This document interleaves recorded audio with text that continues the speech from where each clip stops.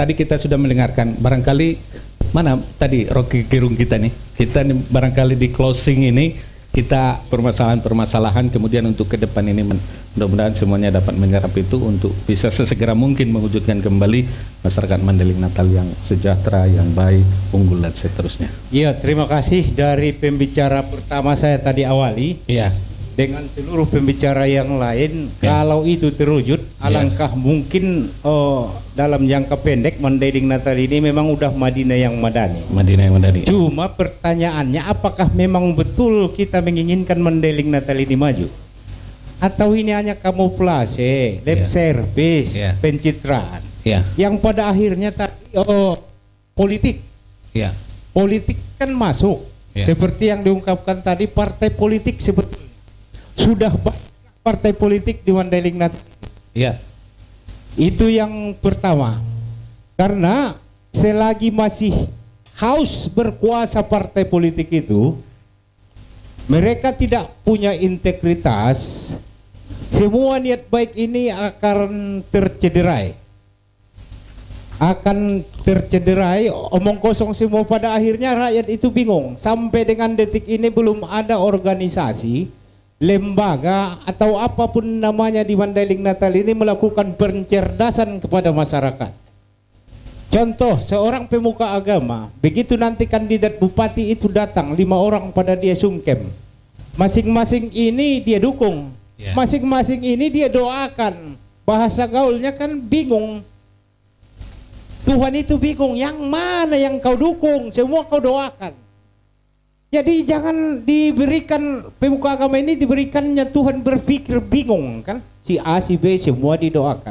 Tidak ada pemuka agama, pemuka adat, tokoh masyarakat yang gamblang menyatakan bahwa karena Mandailing Natal ini bla bla bla tujuannya begini-begini. Kalau menurut saya si Anule yang paling pas untuk memimpin. Sabar dulu dan dukung dia. Nggak ada yang berani itu. Dari semua tokoh. Dari semua tokoh, pemuka agama juga begitu, pemuka adat juga begitu, partai juga begitu. Partai ini bukan mencari pemimpin yang layak untuk Mandailing Natal, tetapi menerima siapa yang mau melamar dia, yang mau membayar mahar ke situ. Kalau banyak bakulnya, isi tasnya, bahkan melenggang dia sebagai calon. Jadi nggak ada. Kalau idealnya kan, kalau tujuan kita untuk mensejahterakan Mandailing Natal ini, partai itu musyawarah. Tujuan kesusahan rakyat ini bagaimana, kemajuannya bagaimana. Siapa kira-kira yang layak pantas kita dukung. Lamar dia, partai yang melamar. Partai yang melamar. Partai yang melamar kandidat ini sebetulnya. Ya kan? Bukan menunggu penjaringan. Apa itu? Biasanya penjaringan dilaksanakan, banyak partai juga itu. Gak usah partai apa saja. Sebelum penjaringan udah ada kian namanya di pusat itu. Siapa yang diputuskan partai itu? Padahal penjaringan baru bulan depan. Berkas si caleg itu udah di pusat. Jadi semua pembohongan. Jadi kembali yang dikatakan Ustaz tadi, udah asap tadi kan. Memang itulah. Bukan azab, asap. Asap dikirim. Jadi kelabu dia semuanya. Pada akhirnya tergantung pada kita-kita. Hari ini jujur saja kalau melihat pembicaraan ini bagus semua, kita sepakat. Saya rasa pertemuan berikut udah kita sepakat deklarasi ini. Siapa yang akan pantas menjadi Madinah dengan kriteria yang kita sampaikan. Tetapi tak mau kita ini. Kenapa? Kenapa? Karena yang satu dukung yang sana, yang satu dukung yang sana. Karena dapat ilala pamili ni ba, dapat ilala alumni ni ba, dapat ilala begini-begini. Akhirnya kemauannya juga yang terwujud. Mandailing Natal punya bahas. Tapi bagaimana mulai pembicaraan ini sedikit banyaknya memberikan pencerahan lah kepada partai. Partai ini bercerminlah. Tapi selagi tokoh itulah makanya selagi membicarakan Mandailing Natal ini orang yang kalau orang masih tersandra, tak akan mungkin jernih berpikir untuk Mandailing Natal. Bahkan herannya kita, integritas orang demi politik dan kepentingannya terbuka lebar sekarang. Tapi masyarakat juga semestinya harus bisa patungan, atau masyarakat juga melamar calon. Hal itu juga nggak ada. Bisa. Masyarakat itu mau patungan, mau bekerja sama mau memenangkan seseorang dengan catatan si kandidat ini memang banyak baktinya untuk masyarakat sebelumnya. Jangan-jangan pemilihan bupati datang mau didukung. Jadi konsekuensinya investasi sosialnya selama ini di mana?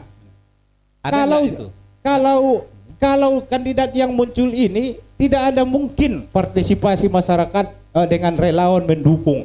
Karena investasi sosial si kandidat ini sampai di sebelum pendaftaran ini nggak ada di Mandailing Natal. Dari semua yang disampaikan oleh Bang Kandar tadi. Ya nggak ada itu. Apa dilihat orang kandidat ini? Oh si Anu karena melihat banyak uangnya. Bukan pemikirannya. Bukan usianya. Iya kan? Ya. Pokoknya banyak uangnya. Oh, siapa yang paling, kalau ini calon bupati siapa yang akan menang? Oh, hitung dulu siapa yang paling banyak uangnya, itulah menang. Besok-besok ada sponsor dari Israel, dari entah negara mana untuk kandidat, menang. Iya. Hah? Iya. Menang itu di Mandailing Natal. Kenapa? Tokoh masyarakat pun, maaf Ustaz. Ya. Kita ini juga daerah religius tadi tawar-tawarkan religius. Ya. Tapi begitu nyata ditanya Panwas tidak ada money politik, demokrasi, padahal bertebaran uang di mana-mana. Tidak ada saya dengar, bahkan hanya sebagian kecil juru dakwah mengatakan haram. Itu sama artinya dengan memakan darah daging babi. Gak ada itu. Dibiarin aja. Kapan lagi rakyat mendapat? Kapan lagi rakyat mendapat? Bahasanya terus tetap begitu. Justru dibenarkan sekarang. Dibenarkan. Gak ada tokoh yang ada kaum pendidik. Pendidik juga elemen masyarakat adalah yang terpenting adalah guru. Dibiarin. Nah, Panwas juga tidak ada temuan, tapi ditanya semua caleg, berapa duit mau habis? 800 juta tidak menang. Berapa duit mau habis? 2 miliar. Kalau dikalikan 500, habis uang itu pada saat itu 1 triliun. Ya kan?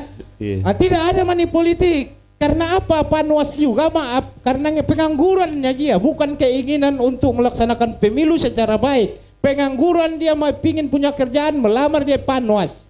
Panwas sampai ke desa juga begitu. Mau kau Panwas, mau begini-begini. Karena yang nganggur gitu. Nggak ngerti dia pemilu untuk apa, nggak mengerti dia begini. Pokoknya Panwas dia bergaji honor sekian satu hari. Ya.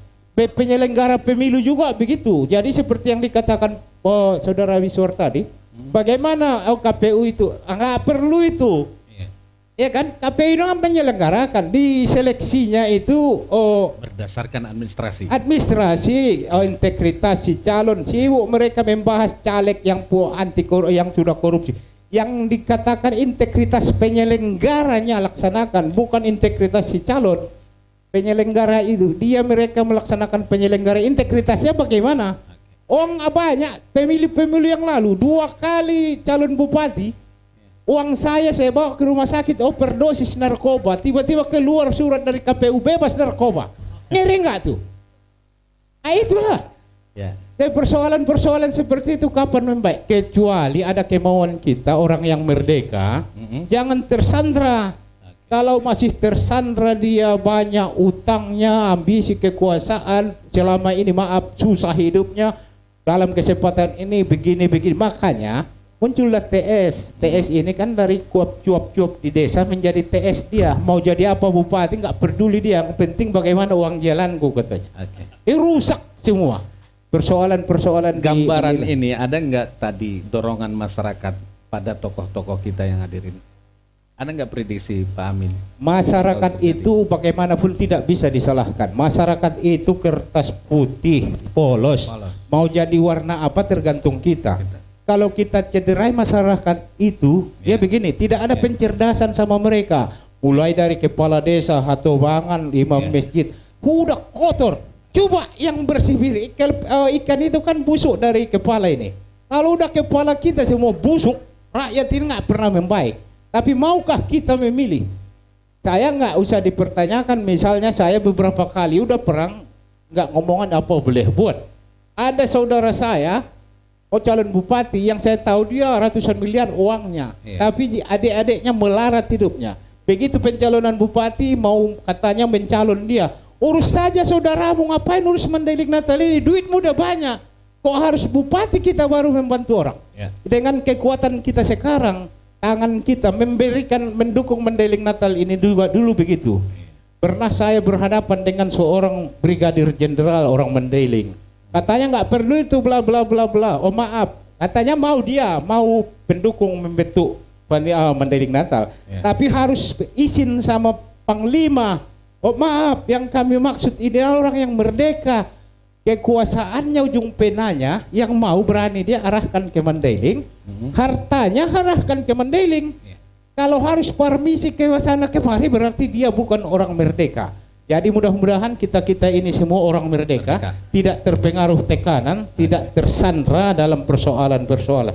Itu baru dianggap jernih pemikirannya. Solusi Solusi apa yang ditawarkan? Solusi yang ditawarkannya, ngapain rame-rame kita berseteru? Baik-baik, kalau memang kita baik, tadi udah disampaikan. Ada teropong tadi, kata Irwan Daulay tidak bilang dia teropong bintang. Takut dia mempromosikan seseorang kan. Soalnya ada yang berbintang. Iya kan? Jadi yang ditawarkan saudara Irwan Daulay harus bla bla bla bla. Itu kan sama artinya menjual kapling di bulan. Rakyat sekarang kelaparan. Kok jual-jual kapling di bulan? Itu kan pola pikir pengaruh narkoba itu. Orang narkoba kan melayang-layang pikirannya kemana-mana. Kita di bumi sekarang jangan melayang-layang, ya. Halusinasi itu, fiksi, realita dan fakta rakyat sekarang susah. Kalau memang kekuasaan melawan yang satu sangat kuat, karena biasanya itu diam mau merajalelanya orang jahat, kan karena diamnya orang-orang baik. Kita sekarang jangan diam, ngomong bersatu. Kalau mau rapat saja calon-calon kandidat. Siapa yang layak? Jangan saya layak, saya apa yang layak? Kalau fair. Ya. Bagaimana? Ya. Oke, siap. Silakan. Ada tadi mana mikrofon kita nih? Ada di ujung. Silakan. Ya, silakan Pak Ustadz. Kita memang sudah di ujung. Iya. Iya. Tapi begini Ketua. Iya. Pertama saya sampaikan, Amin tadi bilang kalau Madinah ini pernah saya bilang daerah religi. Tapi tidak satu pun yang menyuarakan bahwa menyogok itu haram. Iya. Itulah prinsip beliau. Saya mau tanya sama ketua dulu. Sering nggak saya sampaikan itu? Ketua dulu yang menjadi saksi. Iya. Sering dilarang gitu ya. Dan itu dilarang kan? Iya, agama tidak membolehkan, undang-undang negara itu tidak membolehkan. Sebenarnya yang salah di sini, terus terang saja kita ini semua. Salah. Yang salah itu kita ini semua. Jangan menyalahkan orang lain. Apa salah kita? Salah kita kenapa mau membuat seperti itu? Orang kita juga nggak mau mendukung kalau nggak ada duitnya calon. Apain pula kita banyak ngomong? Kita ini yang salah semua. Kita hanya bisa cakap. Jujur saja kita hanya bisa cakap. Iya. Gak ada cerita itu. Yang bodoh rakyat ini kita ini. Iya. TS itu kan tahu tukang siksa. Hah? Itu TS itu tukang siksa. Iya. Terakhir yang paling susah tukang sodomi biar tahu. Dari belakang datangnya ini yang paling susah. Ya, jadi jangan kita menyampaikan sesuatu yang sesungguhnya itu sudah sering kita sampaikan. Bukan cuma di Star FM, dari desa ke desa, dari lorong ke lorong itu saya sampaikan. Jadi jangan dijas pula kalau orang-orang religi nggak pernah menyampaikan itu. Baik. Saya sering kemana-mana. Tunggu ketua sebentar. Siap. Sebentar. Itu sudah kita sampaikan dari pihak agama, kita sudah menyampaikan itu. Mungkin banyak visualnya ada. Komitmen kita ke depan ini tanpa money politik juga. Saya juga dengan yang disampaikan Bung Jepri tadi susah dan sulit untuk menciptakan itu. Saya tidak setuju dengan itu. Kenapa? Panwas ada. Ya, apa gunanya Panwas? Ya. Kita jawab bersama. Ya. KPU ada. Apa gunanya KPU? Kan menggodok calon ini. Ya. Untuk tidak money politik kan ada Gakumdu. Ya. Seluruh calon yang ada, yuk dong diri sepakat dan mufakat. Jangan ada yang mau memberi. Pede dong jadi calon. Calon semua menandatangani fakta integritas. Iya, menandatangani. Yuk. Supremasi hukum kan ditegakkanlah pula oleh Panwas itu Gakumdu. Berarti kembali pada lembaga, kembali pada kita ini semua. Yang kotor itu kita. Apa cerita? Nggak ada itu. Bang Herudin pun kayaknya siap ini tidak main. Kita yang kotor itu kan? Jadi banyak yang kita klaim bahwa si Anu begini, si Anu begini, si Anu begini. Nggak ada itu. Yang kotor itu kita. Yang melakukan politik itu kita. Politik itu baik. Baik. Siasat itu ya, usaha. Itu siasat. Ya. Tapi yang tidak baik itu siapa? Pelaku politik itu sendiri.